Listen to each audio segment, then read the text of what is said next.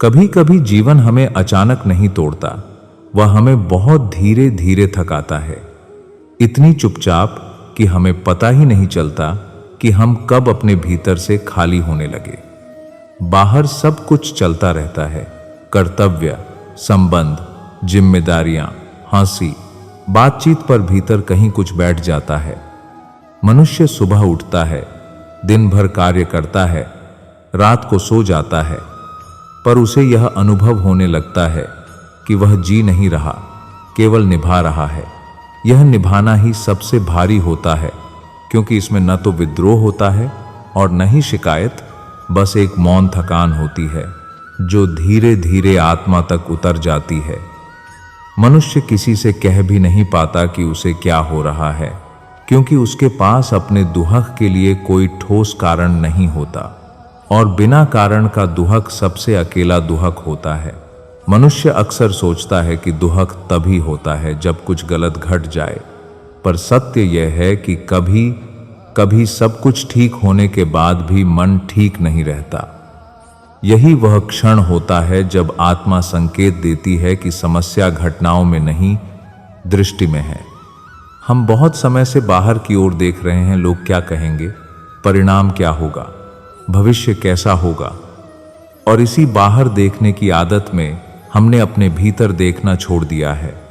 भीतर देखने से डर लगता है, क्योंकि वहां प्रश्न है, अधूरे भाव हैं, दबे हुए शब्द हैं, और मनुष्य प्रश्नों से बचने के लिए स्वयं को व्यस्त रखता है। कार्य, जिम्मेदारी और अपेक्षा, ये तीनों मिलकर उसे इतना घेर लेते हैं कि उसे स्वयं के लिए रुकने का समय ही नहीं मिलता। बचपन में जीवन सरल इसलिए था क्योंकि मन और जीवन के बीच दूरी नहीं थी। जो मन में था वही जीवन में था।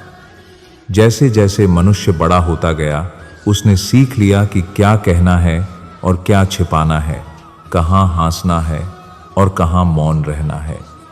धीरे धीरे उसने अपने भीतर एक आवरण बना लिया, एक ऐसा आवरण जो उसे दुनिया के सामने सक्षम और मजबूत दिखाता है, पर उसी आवरण के भीतर उसका सच्चा मन अकेला बैठा रहता है। यह अकेलापन भीड़ में सबसे अधिक चुभता है, क्योंकि जब चारों ओर लोग हों और फिर भी मन खाली लगे, तब पीड़ा और गहरी हो जाती है।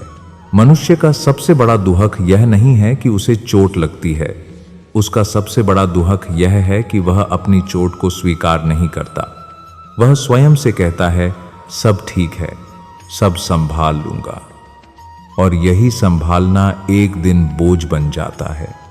संभालते संभालते मन थक जाता है, पर वह थकान स्वीकार नहीं करता, क्योंकि उसे सिखाया गया है कि मजबूत रहना ही जीवन है। पर कोई यह नहीं सिखाता कि कभी कभी थक जाना भी जीवन का हिस्सा है। जब मनुष्य अपने थकने को कमजोरी समझ लेता है, तब वह स्वयं से लड़ने लगता है, और स्वयं से लड़ी गई हर लड़ाई अंततः आत्मा को घायल करती है। शास्त्र कहते हैं, नायम आत्मा बलहीनेन लभ्य। आत्मा दुर्बलता से नहीं जानी जाती, पर यहां दुर्बलता का अर्थ आंसू नहीं है। यहां दुर्बलता का अर्थ है स्वयं से विमुख हो जाना। जब मनुष्य अपने मन की आवाज को बार बार अनसुना करता है, तब वह भीतर से दुर्बल होने लगता है। वह बाहर से निर्णय ले सकता है, पर भीतर से दिशाहीन हो जाता है। उसे समझ नहीं आता कि वह किस ओर जा रहा है, बस इतना जानता है कि वह थका हुआ है। अक्सर मनुष्य यह भी नहीं जान पाता कि वह किस बात से दुखी है। वह बस यह महसूस करता है कि उसे किसी चीज की कमी है, पर वह कमी क्या है यह स्पष्ट नहीं होता। कभी लगता है कि कुछ छूट गया है, कभी लगता है कि कुछ गलत चल रहा है। यह अस्पष्टता मन को और बेचैन करती है, क्योंकि जब दुहक का कारण स्पष्ट हो, तब उससे निपटना सरल होता है, पर जब दुहक बिना नाम का हो, तब वह हर कोने में फैल जाता है। यही कारण है कि मनुष्य रात को सोते समय सबसे अधिक असहज होता है। दिन भर का शोर शांत होते ही भीतर की आवाजें सुनाई देने लगती हैं। मनुष्य उस आवाज से डरता है, क्योंकि वह आवाज प्रश्न करती है, क्या तुम खुश हो? क्या तुम संतुष्ट हो? क्या तुम वही जीवन जी रहे हो जो तुमने कभी चाहा था? और इन प्रश्नों के उत्तर आसान नहीं होते, इसलिए मनुष्य स्वयं को फिर से व्यस्त कर लेता है, पर हर बार यह संभव नहीं होता।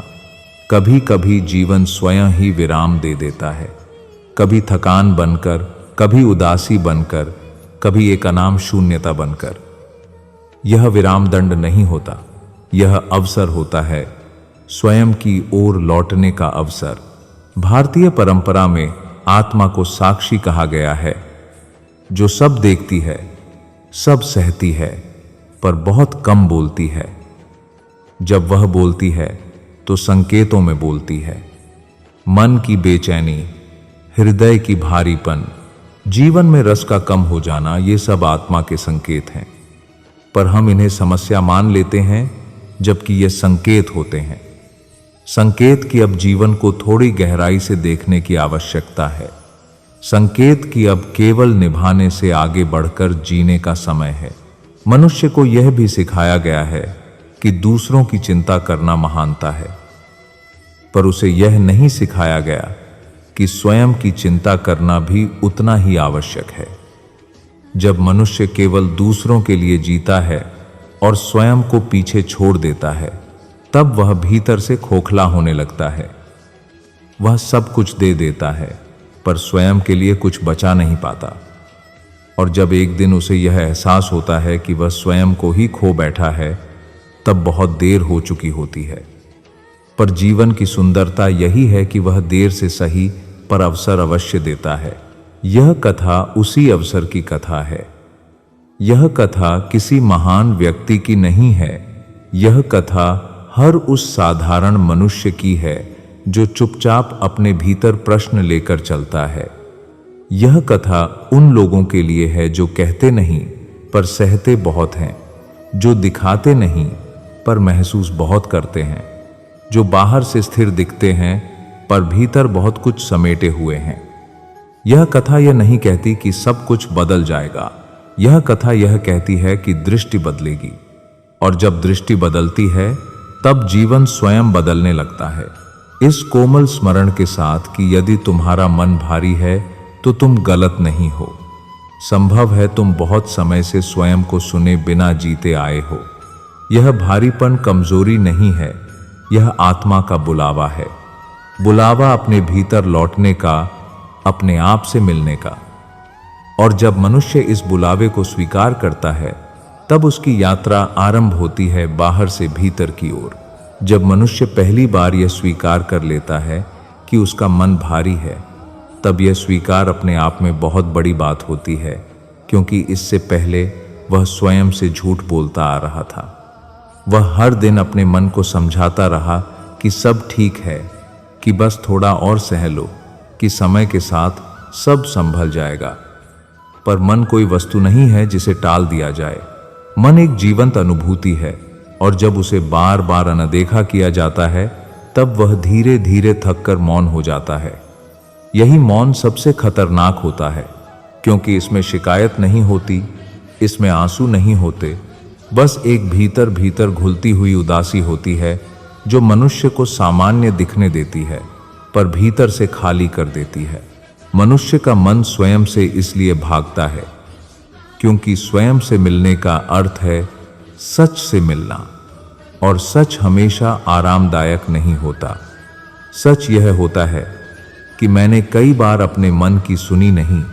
सच यह होता है कि मैंने कई बार अपनी सीमाओं से अधिक बोझ उठाया। सच यह होता है कि मैंने खुश दिखने के लिए अपने दुहक को दबाया। यह सच स्वीकार करना आसान नहीं होता, इसलिए मनुष्य स्वयं से दूरी बना लेता है।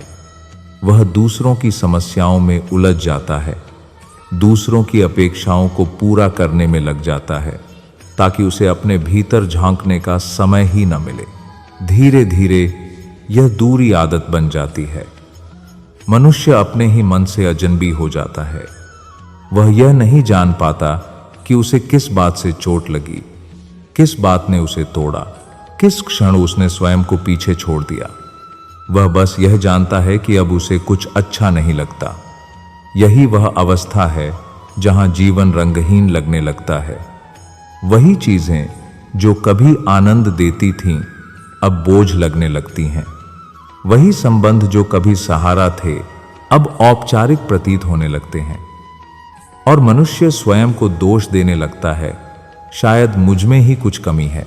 शास्त्रों में कहा गया है, मन एव मनुष्याणा कारणम बंध मोक्षयोः। मन ही बंधन का कारण है और मन ही मुक्ति का द्वार। पर यह मुक्ति किसी बड़े परिवर्तन से नहीं आती, यह मुक्ति छोटे छोटे स्वीकारों से आती है। सबसे पहला स्वीकार यही होता है कि मैं थका हुआ हूं। दूसरा स्वीकार यह होता है कि मुझे हर समय मजबूत बने रहने की आवश्यकता नहीं है। तीसरा स्वीकार यह होता है कि मेरा मन भी उतनी ही करुणा का अधिकारी है जितनी मैं दूसरों को देता हूं। पर इन स्वीकारों तक पहुंचने के लिए मनुष्य को स्वयं के प्रति ईमानदार होना पड़ता है, और ईमानदारी साहस मांगती है। मनुष्य अक्सर अपने दुहक की तुलना दूसरों के दुहक से करता है। वह कहता है, लोगों के पास मुझसे कहीं बड़ी समस्याएं हैं, फिर मैं क्यों दुखी हूं। यह तुलना उसे चुप करा देती है, पर शांत नहीं करती, क्योंकि दुहक का माप नहीं होता। हर मनुष्य की संवेदनशीलता अलग होती है, हर आत्मा का बोझ अलग होता है। जो बात किसी के लिए छोटी हो वही किसी और के लिए बहुत गहरी हो सकती है। जब मनुष्य अपने दुहक को छोटा समझकर दबा देता है, तब वही दुहक भीतर दबकर और भारी हो जाता है। धीरे धीरे मनुष्य यह भी समझने लगता है कि वह हर समय दूसरों की अपेक्षाओं पर खरा उतरने की कोशिश करता रहा, पर उसने कभी यह नहीं पूछा कि उसकी अपनी अपेक्षा क्या है। उसने जीवन को एक दायित्व सूची बना लिया, यह करना है, वह निभाना है, यह साबित करना है। और इस सूची में कहीं भी यह नहीं लिखा था कि स्वयं के साथ समय बिताना भी आवश्यक है, स्वयं से बात करना भी आवश्यक है, स्वयं के मौन को सुनना भी आवश्यक है। भारतीय चिंतन में आत्मा को साक्षी कहा गया है, जो सब देखती है पर हस्तक्षेप नहीं करती। जब मनुष्य पहली बार साक्षी भाव से अपने मन को देखना शुरू करता है, तब उसे यह अनुभव होता है कि उसका मन कोई शत्रु नहीं है, वह केवल थका हुआ है, बोझिल है, उपेक्षित है। और जैसे ही यह समझ आती है, भीतर एक हल्की सी नरमी जन्म लेती है। यह नरमी मनुष्य को स्वयं से कठोर होने से रोकती है। वह स्वयं को डांटना बंद करता है, स्वयं को दोष देना बंद करता है। और यही वह क्षण होता है जहां भीतर की पहली सच्ची बातचीत आरंभ होती है। इस बातचीत में कोई बड़े वाक्य नहीं होते, कोई उपदेश नहीं होता, बस एक सीधी सी स्वीकृति होती है। हाँ, मुझे बुरा लग रहा है। हाँ, मैं थका हुआ हूं।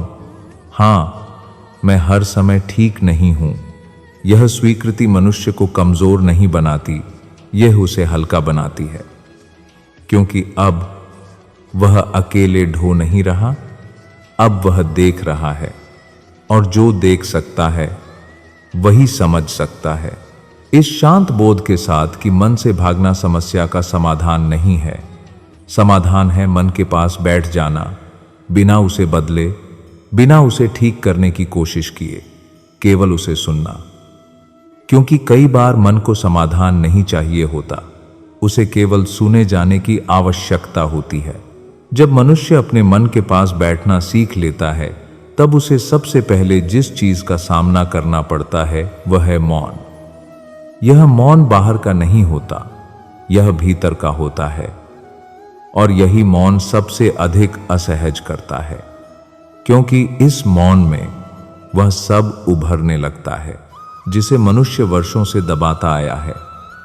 वे बातें जो कभी कह नहीं पाया, वे निर्णय जिन पर वह कभी रुककर सोच नहीं पाया, वे क्षण जहां उसने स्वयं से समझौता किया, सब एक एक करके स्मृति बनकर सामने आने लगते हैं। मनुष्य को लगता है कि उसका मन उसे परेशान कर रहा है, पर वास्तव में मन पहली बार उसे सत्य दिखा रहा होता है।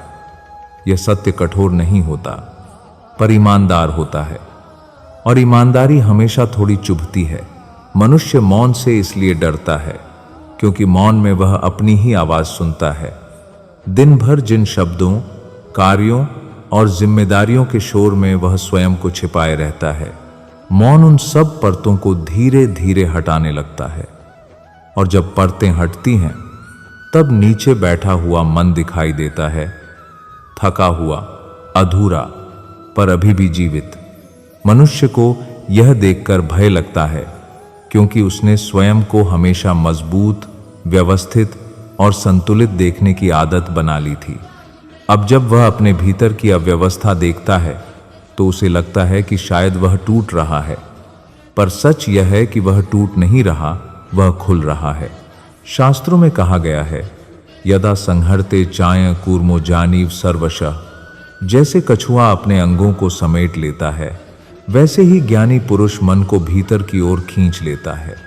यह भीतर की ओर लौटना सरल नहीं होता, क्योंकि बाहर देखना हमें सिखाया गया है, भीतर देखना नहीं। भीतर देखने का अर्थ है अपने भावों की जिम्मेदारी लेना, यह स्वीकार करना कि जो दुख है वह वास्तविक है, जो खालीपन है वह कोई कल्पना नहीं है।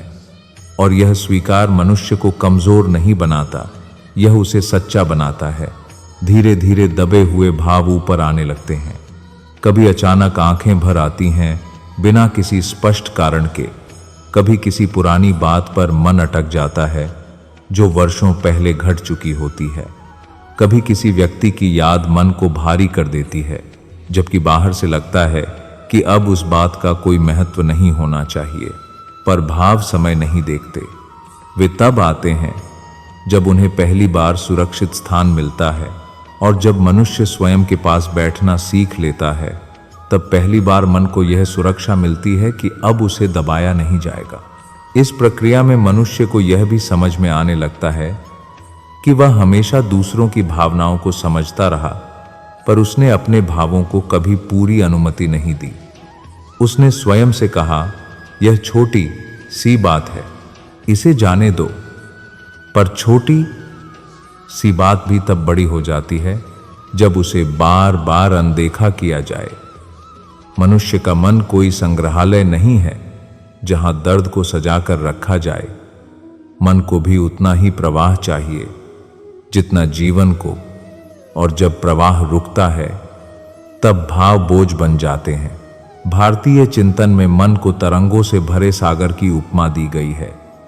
यदि हम तरंगों से लड़ें तो थक जाते हैं, यदि हम उन्हें देखने लगें तो वे स्वयं शांत होने लगती हैं।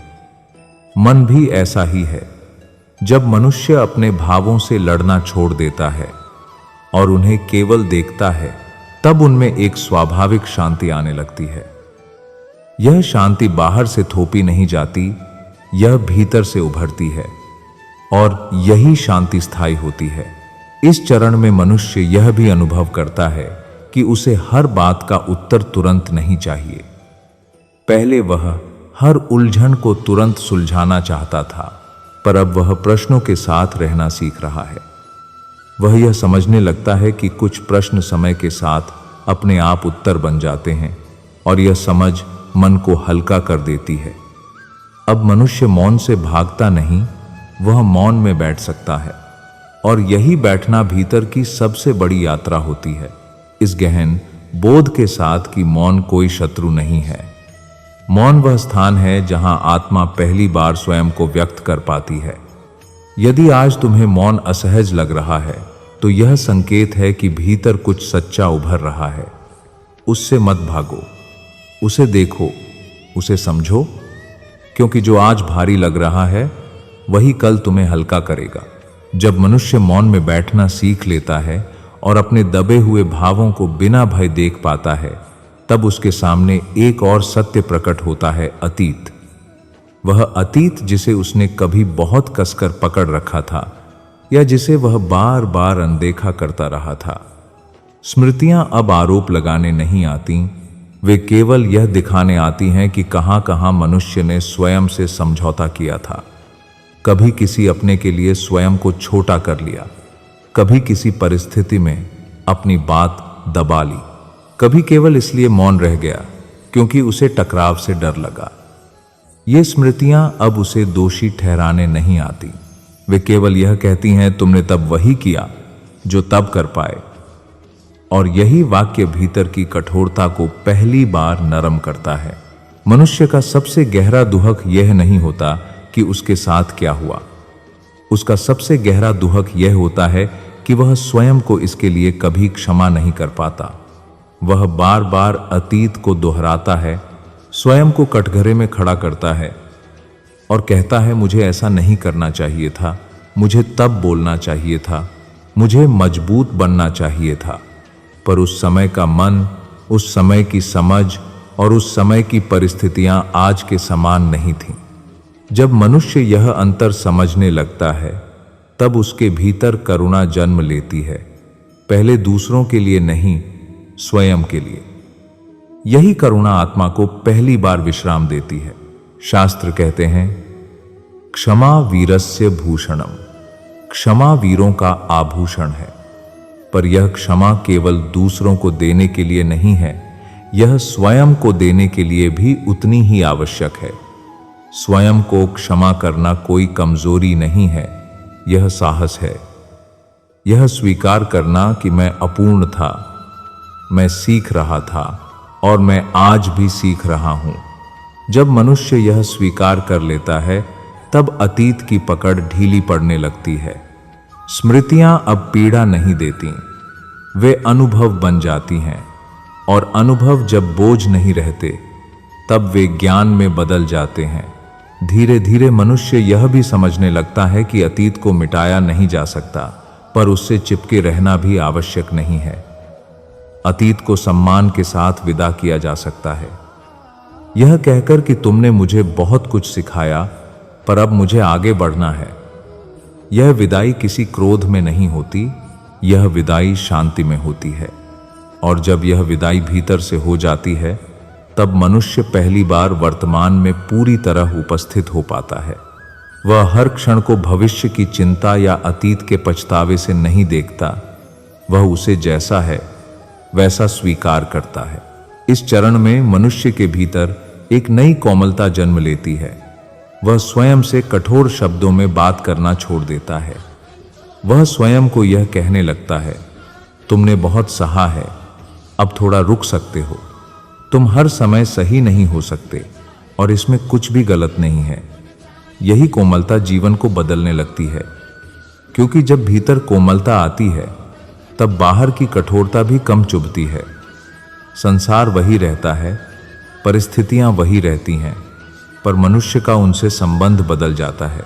इस गहन बोध के साथ कि स्वयं को स्वीकार करना और स्वयं को क्षमा करना जीवन की सबसे बड़ी साधना है। जब मनुष्य अपने अतीत को शत्रु नहीं, शिक्षक मान लेता है, तब उसके भीतर संघर्ष शांत हो जाता है। और जब भीतर संघर्ष शांत हो जाता है, तभी वास्तविक शांति का मार्ग खुलता है। जब मनुष्य स्वयं को स्वीकार करना और स्वयं को क्षमा करना सीख लेता है, तब उसके भीतर एक ऐसी शांति जन्म लेती है जो बाहर से दिखाई नहीं देती, पर भीतर सब कुछ बदल देती है। यह शांति किसी उत्सव की तरह नहीं आती, यह बिना शोर के आती है, जैसे बरसों बाद किसी थके हुए यात्री को छाया मिल जाए। अब मनुष्य को यह अनुभव होने लगता है कि जीवन का बोझ पहले जितना भारी नहीं रहा। समस्याएं अभी भी हैं, परिस्थितियां अभी भी जटिल हैं, पर अब वे मन को कुचलती नहीं हैं, क्योंकि अब मनुष्य उनसे अकेले नहीं जूझ रहा, वह स्वयं के साथ खड़ा है। उसने अपने भीतर उस मित्र को पा लिया है जिसे वह वर्षों से ढूंढ रहा था। इस अवस्था में जीवन के प्रति दृष्टि बदल जाती है। पहले जीवन केवल एक श्रृंखला लगता था, एक के बाद एक दायित्व, एक के बाद एक अपेक्षा। अब जीवन एक संवाद जैसा प्रतीत होने लगता है। सुख आता है तो वह कृतज्ञता सिखाता है, दुख आता है तो वह गहराई देता है। मनुष्य अब जीवन से यह नहीं पूछता कि मेरे साथ ही क्यों, वह यह पूछता है कि यह मुझे क्या सिखाने आया है। और यह प्रश्न पीढ़ा को अर्थ में बदल देता है। जब पीढ़ा का अर्थ मिल जाता है, तब वह पीड़ा नहीं रह जाती, वह अनुभव बन जाती है। शास्त्रों में कहा गया है, शांतम पद्मम सुखम, शांति ही परम सुख है। यह शांति हौसी में नहीं, बाहरी उपलब्धियों में नहीं, बल्कि भीतर के संतुलन में छिपी होती है। अब मनुष्य को हर समय प्रसन्न रहने का दबाव नहीं रहता। वह यह समझ लेता है कि कभी उदासी भी जीवन का स्वाभाविक रंग है और उसमें कुछ भी गलत नहीं है। वह अपने भावों को सुधारने की कोशिश नहीं करता, वह उन्हें समझने की कोशिश करता है। और समझ अपने आप में एक गहरी मुक्ति है। धीरे धीरे मनुष्य यह भी अनुभव करता है कि उसे हर समय स्वयं को सिद्ध करने की आवश्यकता नहीं है। उसे यह साबित करने की आवश्यकता नहीं है कि वह कितना सक्षम है, कितना मजबूत है। वह अपनी थकान को स्वीकार कर लेता है और यही स्वीकार उसे वास्तव में मजबूत बना देता है। अब वह सहायता मांगने में संकोच नहीं करता, क्योंकि उसे यह बोध हो चुका होता है कि सहायता मांगना दुर्बलता नहीं, ईमानदारी है। आत्मा तब सबसे अधिक शांत होती है जब वह अपने सभी आवरण उतार देती है और जैसी है वैसी स्वीकार की जाती है। इस अंतिम चरण में मनुष्य के भीतर एक नया विश्वास जन्म लेता है, स्वयं पर विश्वास। यह विश्वास यह वादा नहीं करता कि आगे कोई कष्ट नहीं आएगा। यह केवल यह आश्वासन देता है कि जो भी आएगा उससे भागा नहीं जाएगा। मनुष्य अब अपने जीवन का साक्षी बन जाता है, न पूरी तरह उलझा हुआ, न पूरी तरह अलग, बल्कि जागरूक और उपस्थित। वह वर्तमान में रहना सीख लेता है, और जो वर्तमान में रहना सीख लेता है उसके लिए समय शत्रु नहीं रह जाता। यह पूरी यात्रा कहीं बाहर नहीं ले जाती। यह यात्रा मनुष्य को उसी स्थान पर लौटा लाती है जहां से वह कभी अनजाने में दूर चला गया था, अपने भीतर। और यह लौटना किसी उपलब्धि जैसा नहीं लगता, यह घर लौटने जैसा लगता है। आत्मा को सबसे अधिक सुकून इसी में मिलता है कि उसे बिना शर्त स्वीकार कर लिया जाए। जब मनुष्य स्वयं का साथ देना सीख लेता है, तब संसार का बोझ अपने आप हल्का होने लगता है। यह कथा यहीं पूर्ण होती है, इस शांत स्मरण के साथ कि यदि कभी तुम्हें लगे कि मन भारी है, कि जीवन का रंग फीका पड़ गया है, तो इसका अर्थ यह नहीं कि तुम कमजोर हो। संभव है तुम बहुत सच्चे हो और तुम्हारी आत्मा अब सतही जीवन से संतुष्ट नहीं है। यह असंतोष पतन नहीं है, यह जागरण का संकेत है। स्वयं से भागो मत, स्वयं से लड़ो मत। बस स्वयं के पास बैठ जाओ थोड़ी देर, बिना किसी अपेक्षा के। क्योंकि जब मनुष्य स्वयं का साथ देना सीख लेता है, तब जीवन चाहे जैसा भी हो, वह सहने योग्य ही नहीं, धीरे धीरे स्वीकार्य और फिर प्रिय भी हो जाता है। यही इस यात्रा का सार है, यही इस कथा का मौन संदेश है।